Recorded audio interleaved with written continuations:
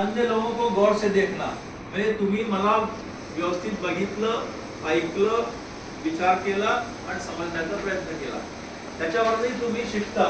तसंच काय असतं, इमोशनल स्टेटस म्हणजे आपल्या ज्या भावना असतात त्या फार सेन्सिटिव्ह असतात आणि त्या भावनांमुळे आपल्यामध्ये स्ट्रेस येतो, तणाव येतो.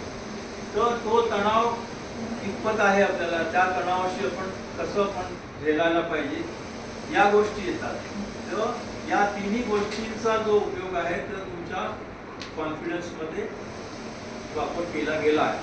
आता आपण त्याचं बघूया की काही नवीन टर्म्स इंट्रोड्यूस होतात.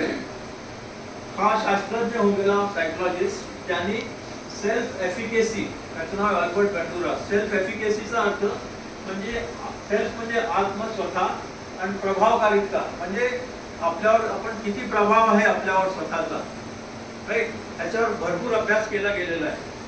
तर हा ग्रस्त जो आहे त्याच्याबद्दल मी ऑलरेडी तुम्हाला सांगितलं. नंतर तुम्ही बघा इथे की सेल्फ एफिकेसीचा अर्थ काय. Self efficacy is the belief in one's capabilities to organise and execute the courses of action required to manage prospective situations. म्हणजे आपल्या स्वतःमध्ये किती प्रभावकारी आहे मी. आता जसं हा सेशन मला घ्यायचा होता तर मला माझी सेल्फ एफिकेसी मला माहिती असायला पाहिजे. त्याच्याकरता मला खूप मेहनत करायला लागेल.